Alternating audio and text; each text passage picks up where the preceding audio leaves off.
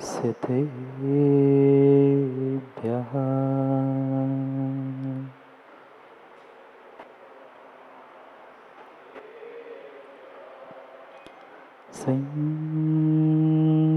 श्रीमद्परं गम्भीर स्याद्वान्मोघलाञ्छनम् जीयात्रैलोक्यनाथस्य शासनं जिनशासनम्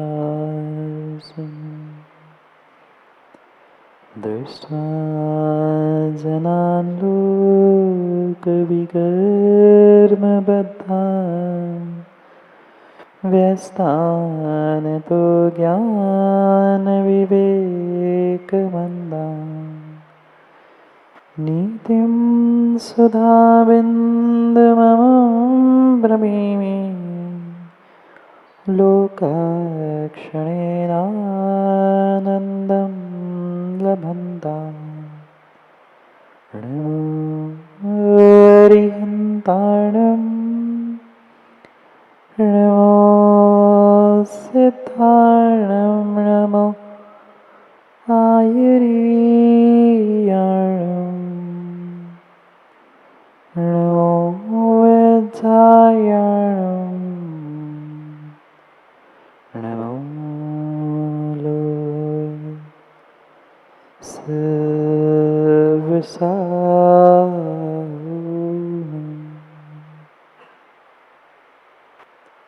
अनंत अनंत परम सिद्ध भगवान की 1008 से आदिनाथ भगवान की परम पूज्य आचार्य भगवान कुंद कुंद स्वामी की परम पूज्य आचार्य भगवान काम कुमार नंदी महाराज की परम पूज्य आचार्य भगवान पट्टाचार्य श्री विशुद्ध सागर जी महाराज की अहिंसामय विश्व धर्म की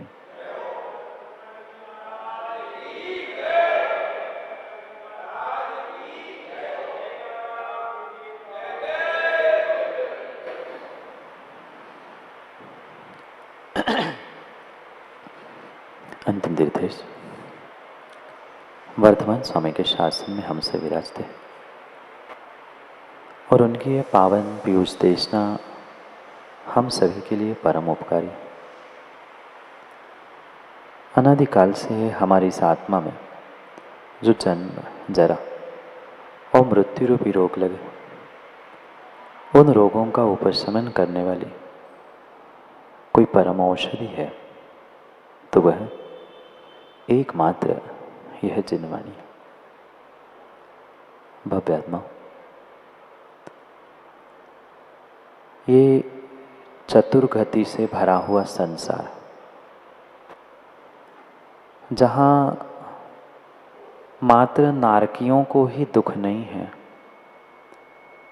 अपितु चारों गतियों में किसी न किसी प्रकार का दुख जीव अवश्य ही भोग रहा है।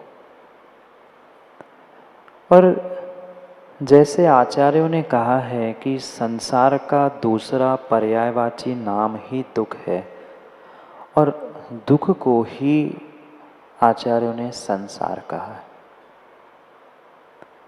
अंतर इतना है कि नरकों में तीव्रतम दुख है, पशु गति में उससे कम, मनुष्य देवों में उससे कम, पर यह पक्का है कि चारों गतियों में दुख के अलावा अन्य कुछ नहीं है। और ये कहने की आवश्यकता नहीं है, ये कहने की आवश्यकता नहीं है कि संसार में कितना दुख है और कितने दुखी प्राणी हैं, क्योंकि हम उन चारों गतियों को कई बार प्राप्त कर चुके। इस बात की ज्ञानियों मत खुशियाँ मना लेना कि आज हम मनुष्य हैं, सुख के बहुत सारे साधन हमारे पास है, इतने में खुशियाँ मत मनाना। कभी अपने अतीत, कभी अपने भूत को भी निहारने का प्रयास करना, जहाँ नरक गति में, तिर्यंश गति में, देव गति में भी और इवन मनुष्य गति में भी कितने और कितने सारे दुख हमने भोगे हैं। और माँ भूत की छोड़ दो, क्या वर्तमान में दुख नहीं है? सुख के साधन तो सबके पास है, सबके पास सुख के साधन है, पर सुख के साधन होने के बावजूद भी कहीं न कहीं हर व्यक्ति दुखी है, परेशान है, त्रस्त है, कष्ट और दुखों से सना हुआ है, क्योंकि आज तक उसको सही मार्ग, सही उपदेश प्राप्त नहीं हो। ये तो सत्य है कि प्रत्येक जीव जो यहाँ बैठा है, मनुष्य बनकर भी बैठा है, जैन कुल सच्चे देवशास्त्र गुरु को प्राप्त कर कर भी बैठा है, पर ये पक्का है अनादि से उसने अत्यंत दुखों को भोगा है, अत्यंत दुखों को भोगा है। शायद छैडाला के माध्यम से आपने सुना भी होगा कि नरकों में कितने और कितने दुख हमने भोगे हैं। जो शिविर में बैठे थे, शिविर के माध्यम से जागे जी उस स्क्रीन के माध्यम से भी देखा किस कदर एक नारकी दूसरे नारकी को दुख देता है। एक क्षण, एक समय भी नरक में ऐसा नहीं बीतता है जहां वह नारकी किसी प्रकार से दूसरे नारकी को दुख देने के लिए नहीं पहुंचता। गलती दुख देने वाले नारकी की नहीं थी, गलती कष्ट देने वाले इंसान की नहीं है, गलती परेशान करने वाले उन इंसान की नहीं है। अगर गलती किसी की है तो व्यक्तिगत हमारी है, व्यक्तिगत हमारी गलती है। जो दुख भोग रहा है, जो कष्ट परेशानियों का सामना कर रहा है, विश्वास मानना गलती उसी व्यक्ति, उसी जीव, उसी नारकी, उसी इंसान, उस देव और उसी तिर्यंच की है। अक्सर यही होता रहा कि हम दूसरों की गलतियों को खोजकर दूसरों को कोसते रहे, इसके कारण दुख मिला, इसने ऐसा किया, उसने ऐसा किया। पर ध्यान रखना, दूसरे के कारण से हमें आज तक दुख मिला ही नहीं है। हमारी स्वयं की कमजोरी रही, हमारी स्वयं की भूल रही, जिस कारण से हम सत्य को ना समझते हुए, धर्म को ना समझते हुए, सच्चे देवशास्त्र गुरु और साधु के उपदेशों को ना समझते हुए आज तक इस संसार में, इस चतुर्गति संसार में भटकते रहे। क्या मात्र नरकों में ही दुख भोगा? नहीं, त्रियंच गति के दुख तो हम सामने साक्षात देख रहे हैं। चाहे गर्मी हो, चाहे ठंड हो, चाहे बरसात हो, पर उन त्रियंचों को किस कदर उन दुखों को झेलना पड़ता है, सहन करना पड़ता है। मनुष्यों को कहने के लिए, अपने दुखों को शेयर करने के लिए कम से कम मुख तो मिला, कम से कम वो अपने मुख से अपने दुखों को बांटने के लिए, कम करने के लिए, हल्का करने के लिए किसी के सामने जाकर रो ही सकते हैं। उन त्रियंचों से पूछना, क्या वनस्पति, क्या 2 इंद्रिय, क्या 3 इंद्रिय, क्या 4 इंद्रिय, क्या पंचेंद्रिय, सभी जीव अपने दुखों को कह पा रहे? नहीं कह पा रहे। तो नहीं कह पा रहे हैं तो क्या उनके पास दुख नहीं है? है। एकेंद्रिय से लेके पंचेंद्रिय, संगी पंचेंद्रिय जीवों तक उन त्रियंच पर्याय में जीव ने दुख भोगे है। जैसे जैसे किसी जंगल में अग्नि लगती है और वह जंगल में लगी हुई अग्नि जंगल के प्रत्येक प्राणी को कष्ट देती है, ऐसे ही ये दुख रूपी अग्नि संसार में प्रत्येक जीवों को कष्ट दे रही है। सब साधन है हमारे पास, सब साधन है हमारे पास, पर साधनों से श्रावक को ध्यान रखना, सुख दुख तय नहीं होता। साधनों से सुख दुख तय नहीं होता। तुम्हारे भीतर के साता कर्मोदय के निमित्त से ही जीवों के सुख दुख तय किए जाते हैं। हम भी अपने मनुष्य पर्याय के दुखों को बचपन से लेकर 55 तक समझने का प्रयास करें। क्या करें? आज बचपने में बचपना नहीं बचा है और 55 में 55 नहीं बचा। जो समझ जिस समय पर चाहिए थी, जो कार्य जिस समय पर करना था, वह कार्य उस समय पर आजकल हो ही कहाँ रहे हैं।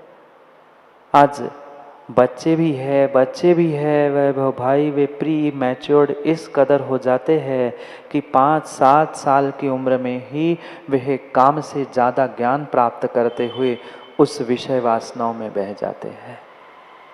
7-8 वर्ष के बालक, जहाँ खेलना कूदना हंसी मजाक करना, कुछ विशेष जिज्ञासाओं के साथ अपने जीवन को जीना, ये बचपन में बचपना भूलकर वे बालक अपने हद से ज़्यादा बड़े हो गए। और जिनको वास्तव में बड़ा होना था, जो 55 में पहुंच गए थे, वो अपने अपने बचपने को भूलकर बचपना हाथ में लेकर जी रहे हैं। सत्यता यही है। बचपन में व्यक्ति 55 जैसी हरकत करता है और 55 में पहुंचकर 55 जैसी हरकत करता है। ये कहीं न कहीं समय का, अपने विवेक का असंतुलन ही व्यक्तियों को दुखी बना रहा है। विचार करें ना, हम अपने आप में ही विचार करें, क्या ऐसी स्थिति हमारे घर, हमारे परिवार, और घर परिवार छोड़ दो अपने ही जीवन में नहीं हुई? यही वर्तमान के मनुष्य पर्याय का सबसे बड़ा दुख है। साधन तो हर घर में है, पर जिस उम्र में, जिस समय में, जिस काल में जो कार्य करने के लिए उचित कहा जाता था, वो कार्य छोड़कर व्यक्ति काल की सीमा लांघकर विपरीतता को प्राप्त कर रहा है। इसलिए उस समय पर बचपने में बचपन का आनंद नहीं लिया, इसलिए दुखी है, और बचपने में बचपन का आनंद नहीं ले पा रहा है, इसलिए दुखी है। अंतर इतना है, समय बदलते हुए दुख की परिभाषाएं बदल गई है, दुख के स्थान बदल चुके हैं, पर दुख सबको है ही। और देवों के दुखों को तो कहना ही क्या, कहने के लिए तो देवों के सुख दिखते हैं, पर इंद्रिय सुख मात्र सुख नहीं होता। सबसे अधिक मानसिक दुख किसी गति में है तो उसका नाम है देव गति। इंद्रिय सुख है, शारीरिक सुख है, जब चाहे कंठ से अमृत झर जाता है। खाना बनाना माँ दुख है ना, बोलो ना, नहीं है? परेशानी नहीं है? महीनों बरसों खाना बनाते बनाते एक आध बार तो लगता ही है कि कब तक ही खाना बनाएंगे, खिलाते रहेंगे। भले ही बनाना पड़ता है, बनाते हैं, पर मन में तो आता ही आता है कि अरे कब तक भोजन बनाते रहेंगे, कब तक खिलाते रहेंगे। स्वर्गों में ना बनाना है, ना खिलाना है, ना खाना है, पर फिर भी वे दुखी है, क्योंकि चारों गतियां संसार की मात्र और मात्र दुख के अलावा आज किसी का अनुभवन कर ही नहीं रहे। विरले ही पुण्यात्मा होते हैं जो इन दुखों से बचने के उपक्रम को जानते हैं, विश्वास मानना। इस संसार में, इस ब्रह्मांड में अगर इन दुखों से बचने के लिए कुछ साधन है, तो आचार्य भगवंत कहते हैं, नीतिकार कहते हैं, साधु से प्राप्त हुआ जो अल्प समय का उपदेश है, कुछ मिनटों का, कुछ घंटों का जो उपदेश है, वह उपदेश ही तुम्हारे दुखों को, तुम्हारे कष्टों को, तुम्हारे परेशानियों को शांत करने के लिए, उपशमन करने के लिए एक निमित्त बन सकता है। 1 घंटा गिरीश भाई यहाँ बैठते हो, कुछ अच्छा नहीं लगता? माताओं, क्या घर में काम धाम नहीं है सो यहाँ बैठे हो, कि घर से आपको भगा दिया इसलिए यहाँ बैठे? सब कुछ सबके पास है, सबके पास इतना काम है कि सुबह 6 बजे से लेकर रात में 12 बजे तक भी संजीव भाई कार्य करो तो फुर्सत ना मिले। पर फिर भी क्यों यहाँ आकर हम बैठते हैं? जितना समय मिले आगे पीछे सब कार्यों को विराम लेते, मात्र ये अनुभूति करने के लिए बैठते हैं कि बचे हुए 22, 23, 24 घंटे तो हमें दुखों का सामना करना ही है, अशांति से जीवन जीना ही है। आधा 1 घंटा जो समय मिला है वह समय हमारे जीवन को, अपने आप को सुख शांति की अनुभूति देने के लिए इंसान यहाँ पहुँचता है। और वास्तव में जो श्रद्धा से पहुँचता है, सो श्रद्धा से पहुँचता है, जो श्रद्धा से गुरु चरणों में गुरु के उपदेशों को ग्रहण करने के लिए पहुँचता है, वह उसका 1 घंटा, 1 दिन, 1 महीना नहीं, 1 वर्ष नहीं, उसका ये जीवन तो पक्का मानना बदल कर रहेगा ही रहेगा। पर आवश्यकता गुरु से प्राप्त उपदेश को मात्र सुनने भर की नहीं है, उसे ग्रहण भी करने की है। मैं तो कहता हूँ सुन भर लो, ग्रहण कर पाओ नहीं कर पाओ, जब समय आएगा, जब काल अवधि आएगी, जब पुण्य उदय में आएगा, तब कभी ग्रहण करने की भी भाव होंगे। पर ग्रहण कर पाओ नहीं कर पाओ, पर माँ सुनने का प्रयास करो, सुनाने का प्रयास करो, तो विश्वास मानना एक दिन कभी ग्रहण करने की भी भाव अवश्य होंगे। पर पहले हम सुने तो जितने दुखी जीव है, उन सभी जीवों के लिए एकमात्र सुख का साधन है साधु का उपदेश। मैंने शायद एक बार कथा सुनाई थी, एक हिरण तिर्यंच, जिसको मनुष्यों की भाषा समझ में नहीं आती, प्राकृत संस्कृत को तो और भी समझ में नहीं आती, पर फिर भी जंगल में प्रतिदिन एक निर्ग्रंथ मुनिराज ग्रंथ खोलकर पाठ करते थे। कोई उपदेश नहीं देते थे, कोई प्रवचन नहीं होता था, कोई देशना नहीं होती थी, पर मात्र ग्रंथों का पाठ करते थे। क्या श्रद्धा उस हिरण की, प्रतिदिन सब कार्य छोड़कर वह 1 घंटा मुनिराज के सामने बैठता था। किसके लिए? वह पाठ सुनने के लिए। वह पाठ ही, वह जिनवाणी का पाठ ही, जिनवाणी के ग्रंथों का पाठ ही उसके लिए उपदेश का काम कर लिया। क्योंकि ज्ञानियों ध्यान रखना, मुख से साधु के मुख से निकला हुआ प्रत्येक शब्द, प्रत्येक वाक्य आपके लिए कहीं न कहीं उपदेश है। और मात्र मुख से निकला हुआ नहीं, साधु का उठना, साधु का बैठना, साधु का चलना, साधु का आहार करना, साधु का प्रत्येक कार्य आपको उपदेश देता है।